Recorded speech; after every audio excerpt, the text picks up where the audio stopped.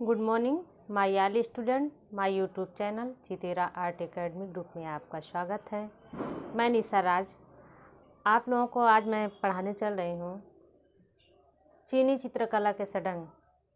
आज का हमारा जो टॉपिक है वो क्या है? चीनी चित्रकला का षडंग।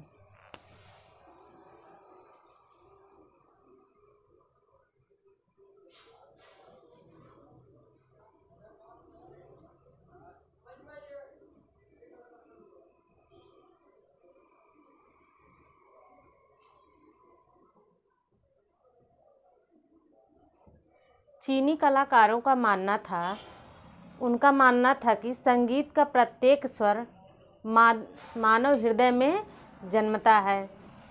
संगीत का प्रत्येक स्वर कहाँ जन्मता है? मानव हृदय में। इसका स्रोत क्या था? टाओ था। यानी जो टाओ था उसमें ही इसका वर्णन किया गया है संगीत का, कि संगीत का जन्म जो है मानव हृदय में पनपता है। टाओ क्या चीज़ है? आइए हम जानते हैं टाओ क्या है। जैसे आप लोगों से पूछ लिया जाए टाओ का तात्पर्य क्या है। जगत में जो भी चीज़ें ललितपूर्ण है वही टाओ है। ललितपूर्ण का मतलब क्या होता है?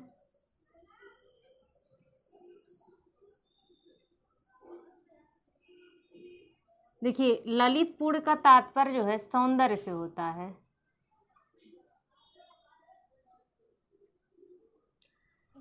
टाओ में ही बताया गया संगीत का स्वर है वो मानव हृदय में पनपता है। और जो चीनी कलाकार थे वो जो है चित्रकला, संगीत कला, लेखन कला को बहुत अधिक महत्व दिए।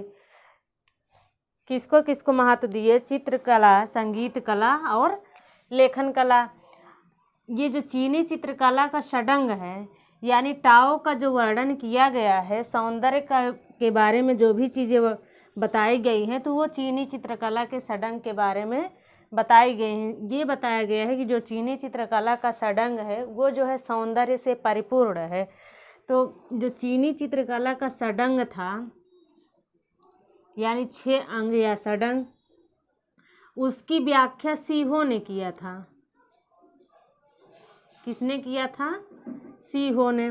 जैसे आप लोगों से पूछा जाए भारतीय चित्रकला के षडंग का उल्लेख किसने किया था, तो यशोधर पंडित ने किया था। उसी तरह जो है चीनी चित्रकला के षडंग का उल्लेख यानी चीनी चित्रकला के 6 अंगों का वर्णन जो है किसने दिया था?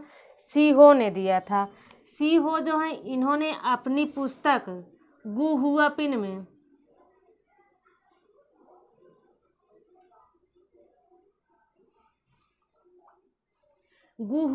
में ही जो है उन्होंने चीनी चित्रकला के 6 अंगों का वर्णन किया है। ये सीहो की ग्रंथ है गु हुआ पिन। सीहो जो हैं वो इतिहासकार भी हैं, इतिहासकार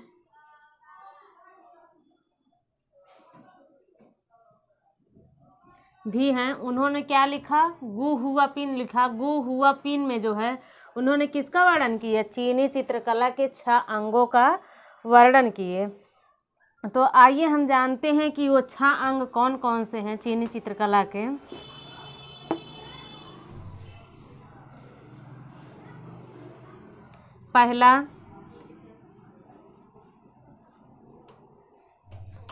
पहला है चियू सेंगतुंग।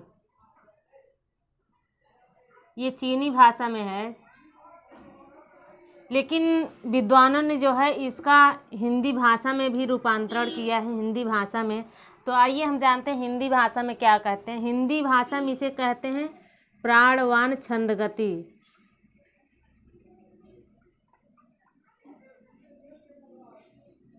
जैसे आप लोगों से पूछा जाए चीनी चित्रकला के 6 अंगों की व्याख्या किसने किया था, तो सीहो ने किया था। और जो चीनी चित्रकला का पहला अंग कौन सा है, तो वो क्या है? प्राणवान छंद गति। दूसरा अंग कूफा युंगपी। हिंदी में क्या कहते हैं? तुलिका द्वारा अस्थि विशेष का चित्रण।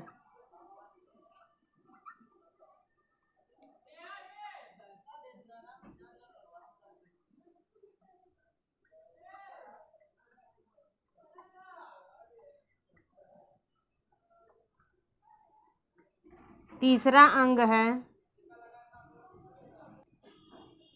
इंगवू सियांगसिंग।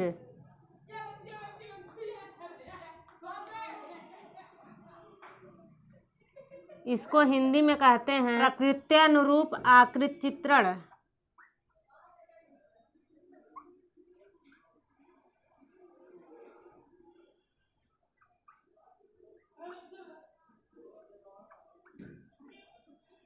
चौथा है सुई लू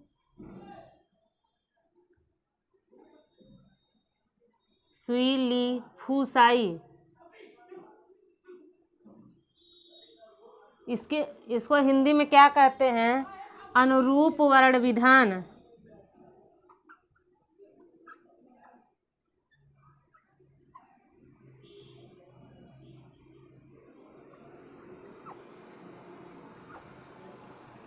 पांचवा अंग है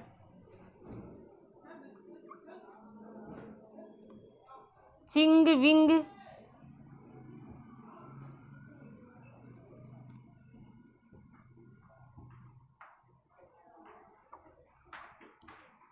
वेची।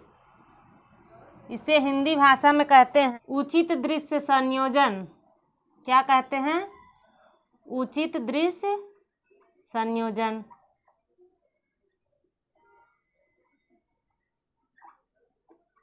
छठा अंग है चुआंग ई मूसी।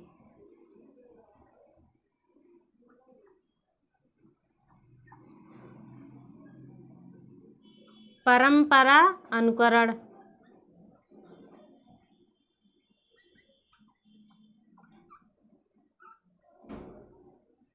हिंदी में बोलते हैं क्या? परंपरा अनुकरण।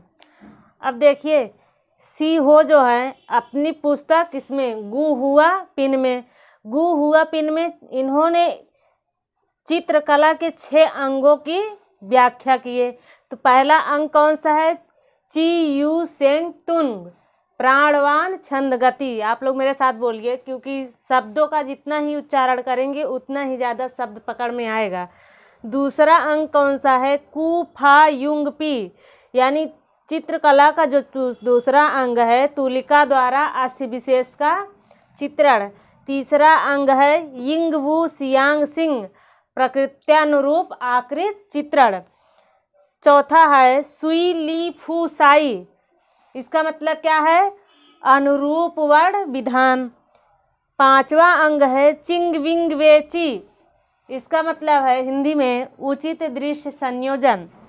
और छठा अंग जो इन्होंने बताया है चुआंग ई मूसी, परंपरा अनुकरण। जैसे आप लोगों से पूछा जाए चीनी चित्रकला का छठवां अंग कौन सा है, तो परंपरा अनुकरण। हिंदी में ही आएगा, चाइनीज भाषा में नहीं आएगा। का एग्ज़ाम यूपी में होगा तो यहाँ पे जो है चाइनीज भाषा का प्रयोग नहीं किया जाएगा। लेकिन आप लोग जानते रहिए कि जब चीनी चित्रकला का षडंग है तो वहाँ के इतिहासकारों ने चीनी भाषा में लिखा, लेकिन जो है कुछ विद्वानों ने इसका हिंदी रूपांतरण प्रस्तुत किए। ये क्वेश्चन जो है ये यहाँ पे देखिए पीजीटी 2011, अगर आप लोग पेपर देखे होंगे तो आप लोग पेपर में देख लीजिएगा। ये क्वेश्चन पूछा गया है। क्या पूछा गया था क्वेश्चन? चीनी चित्रकला के षडंग की व्याख्या किसने किया था? तो उसमें सी हो भी नाम था और बहुत सारे ऑप्शन दिए गए थे। लेकिन जब ये चीज़ अगर पढ़ाया नहीं गया था या आप लोग पढ़े नहीं तो ये क्वेश्चन क्या हुआ? गलत हो गया। लगभग सबका गलत हुआ।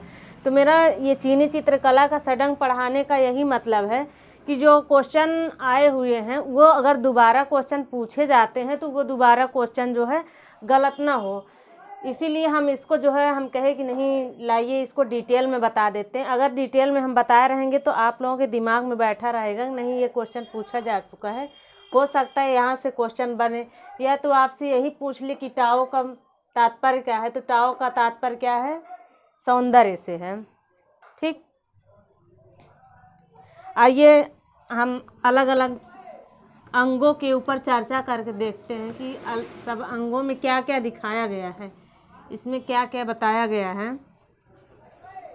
जैसे प्राणवान छंद गति है, ये जो प्राणवान छंद गति है यह सिद्धांत चीनी चित्रकला का मूल मंत्र है, या कह सकते हैं कि प्राण अथवा मंत्र है। इस सिद्धांत के द्वारा यह बताया गया है कि जो चीनी चित्रकला है, प्राण को जो है सबसे अधिक महत्वपूर्ण स्थान दिया गया। प्राण के ऊपर ज़्यादा चर्चा की गई है। किसमें? पहले सिद्धांत। इसमें ये कहा गया कि रचना शक्ति तथा आत्मा की अनुभूति का समन्वय जो है क्या है? प्राणवान छंद गति। अगर आप लोग लिखना चाहते हैं तो लिख भी सकते हैं।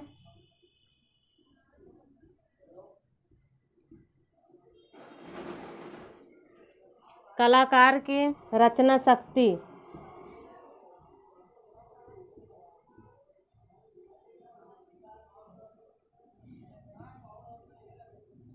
और आत्मा का समन्वय।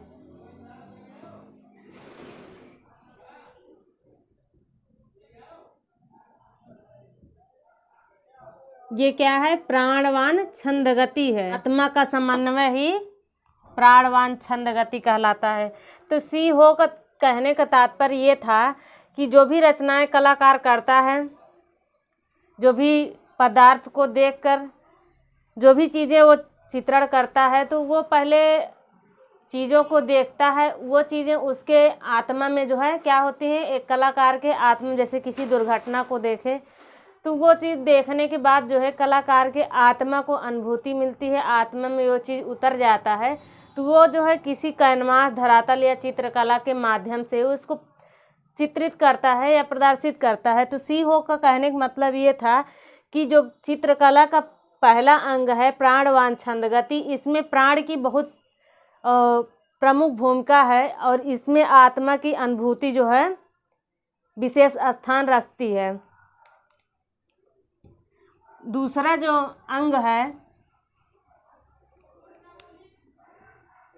कूफा युंगपी। दूसरा अंग कौन सा है? कूफा युंगपी।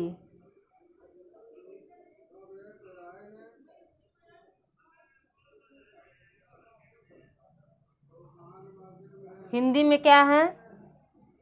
तुलिका द्वारा अस्थि विशेष का चित्रण।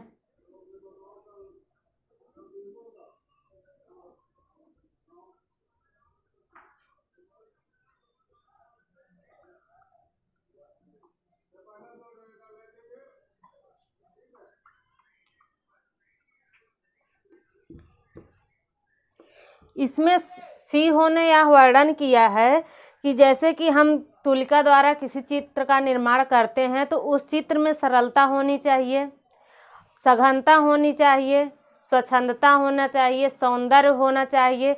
जब हम तुलिका द्वारा किसी चित्र का निर्माण करते हैं या उसमें चित्रों में कठोरता नहीं दिखाई देनी होनी चाहिए।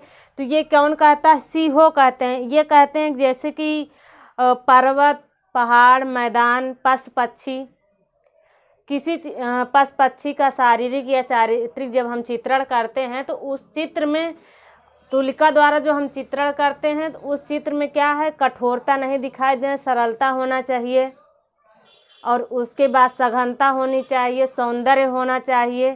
तो ये सारे गुण जो है किसमें निहित हैं? चीनी चित्रकला के दूसरे अंग में। दूसरा अंग क्या है? तुलिका द्वारा अस्थि विशेष का चित्रण।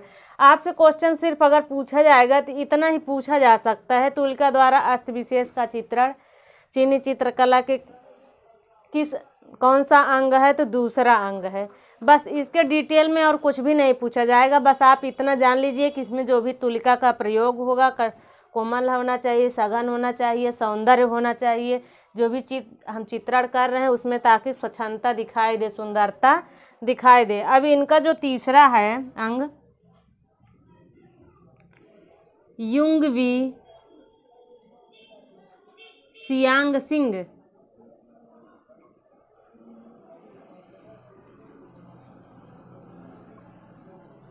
इसको हिंदी में क्या कहते हैं? प्रकृत्यानुरूप आकृति।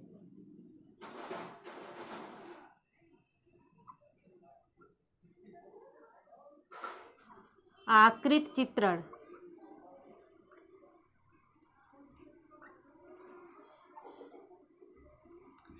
इसमें सी हो जो है अपनी पुस्तक गु हुआ पिन में प्रकृति के बारे में चर्चा करते हैं, प्रकृति का वर्णन किए हैं। इनका कहने का मतलब ये है कि जो भी चीज़ प्रकृति में विद्यमान है उस चीज़ को देखकर हम चित्रण कार्य करते हैं, तो उसमें जो है कलाकार की कल्पना शक्ति और स्वाभाविकता का होना ज़रूरी है। अगर कलाकार के अंदर कल्पना शक्ति नहीं है, वो क्या कर सकता है, जो किसी चीज़ को देख रहा है, किसी चीज़ जगत में देख रहा है, तो वो उसके बारे में कल्पना नहीं कर सकता। एक कलाकार के अंदर कल्पना शक्ति का होना ज़रूरी है, इसीलिए वह जो है सही ढंग से किसी चित्र का निर्माण कर सकता है। इसमें जो सी हो हैं, सी हो इसमें प्रकृति के ऊपर विशेष बल देते हैं, प्रकृति चित्रण पर। आइए जो चौथा अंग है उसके बारे में हम जानते हैं। चौथा अंग कौन सा है?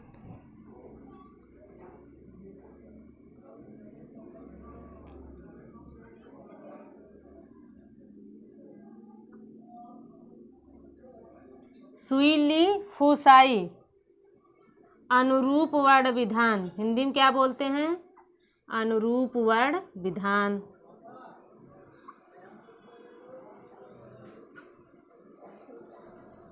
यह जो अंग है इसमें रंग के ऊपर विशेष ध्यान दिया गया है, रंग के ऊपर वर्णन किया गया है।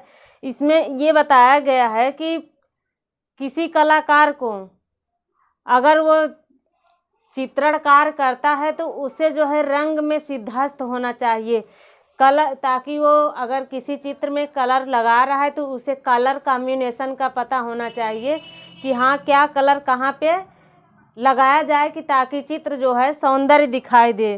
तो इसमें जो सी हो हैं वो वर्ण का मतलब ही कलर से होता है। ये कलर के ऊपर विशेष बल दिए हैं किसमें? चीनी चित्रकला के चौथे अंग में। अब इनका जो पांचवा अंग है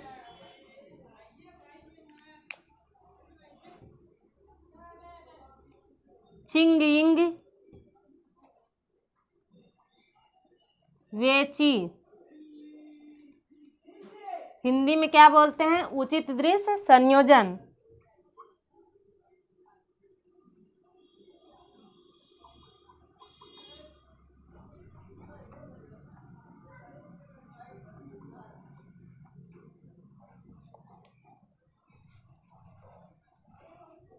यह जो सिद्धांत है सी हो का, यह भी बहुत महत्वपूर्ण है।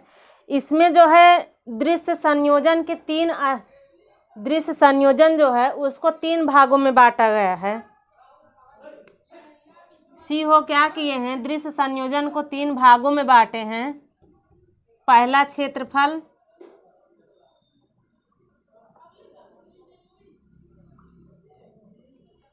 दूसरा वृक्ष, तीसरा पहाड़। इनका ऐसे बांटने का मतलब ये नहीं था कि किसी चित्र में जो है इन सबों को अलग अलग दिखाया जाए।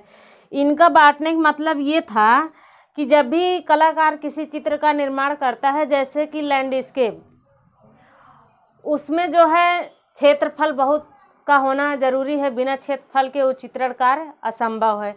अगर क्षेत्रफल में वो चित्रण कार्य कर रहा है तो उसमें पहाड़ किस जगह पे दर्शाया जाए, वृक्षों को किस जगह, वृक्षों का अंकन किस जगह पे दिया जाए, तो ये सब चीज़ें जो है एक जगह संयोजन करके इन सब चीज़ों का, किसका, वृक्ष, पेड़ पौधे, पशु पक्षी, पर्वत, पहाड़, पठार, मैदान, इन सब का एक जगह संयोजन करके कलाकार किस तरह जो है धरातल पर क्षेत्रफल चित्र का निर्माण करता है, तो उसके बारे में सी हो ने किसमें बताए हैं? उचित दृश्य संयोजन में। इनका कहने का मतलब ये है, जब भी हम किसी दृश्य का संयोजन करते हैं तो हमको ये पता होना चाहिए कि हम किसी क्षेत्रफल पे कैसे उस दृश्य का संयोजन करें, उस दृश्य का कैसे चित्रण करें कि ताकि वो जो है सौंदर्य से परिपूर्ण हो।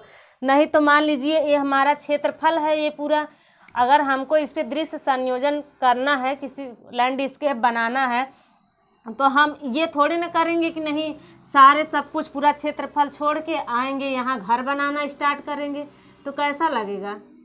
फूहड़ लगेगा कि नहीं? अब बताइए आप लोग, ऐसा तो है नहीं। उसका हर एक वो है कि कहाँ क्या चीज़ संयोजन किया जाएगा।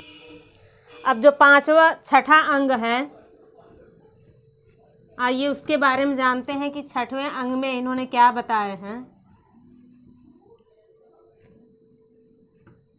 छठा अंग क्या है? चुआंग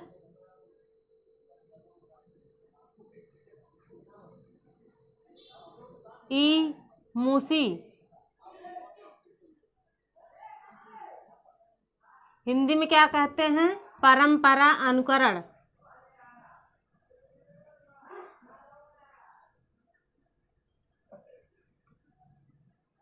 जैसे आप लोग पूछ लिया जाए चीनी चित्रकला का छठवां अंग कौन सा है, या चीनी चित्रकला के षडंग का छठा अंग कौन सा है, तो छठा अंग क्या है? परंपरा अनुकरण। देखिए अब इसमें परंपरा की बात आ गई, यानी जो भी चीज़ें परंपरागत चली आ रही हैं उसका जो है अनुकरण करके, उसको सीख के हम क्या करते हैं, हम प्रेजेंट टाइम में उसको जो है किसी धरातल कैनवास पर उसका चित्रण करते हैं। तो ये जो है सी हो परंपरागत अनुकरण की बात करते हैं। उनका कहने का मतलब यही, जैसे कि आप लोग थोड़ा सा समझिए, समझने का प्रयास कीजिए कि चौक पूरना ये जो है परंपरागत कला है, बहुत पहले से चली आ रही। शादी ब्याह में किसी शुभ अवसर पर जो है धरातल पर चौक पूरा जाता है, और यही चीज़ें जो है ये बताते हैं कौन? सी हो। ये कहते हैं कि किसी चित्र में परंपरागत चीज़ों को भूलना नहीं चाहिए, परंपरागत अनुकरण विशेष महत्वपूर्ण है। तो इन्होंने किस पे बल दिया? परंपरागत अनुकरण पे बल दिए, परंपरागत चित्रण पर बल दिए। तो ये जो चीनी चित्रकला का षडंग है ये हमारा समाप्त होता है। अब इसमें आप लोग इतना ध्यान दीजिएगा कि जितना हम बताए हैं उसको उतना पढ़ने का प्रयास कीजिए, क्योंकि यहाँ से क्वेश्चन बना है। मेरा चीनी चित्रकला का षडंग बताने का मतलब यही था कि क्वेश्चन पूछा गया है, ताकि दोबारा जो क्वेश्चन पूछे जाएं तो आप लोग कहीं उसको दोबारा ना गलत करके चले आइए, क्योंकि एक एक क्वेश्चन जो है मायने रखता है सिलेक्शन के लिए। आई होप आप लोगों को वीडियो पसंद आया होगा। अगर वीडियो पसंद आया है लाइक करें, शेयर करें, सब्सक्राइब करना ना भूलें। धन्यवाद।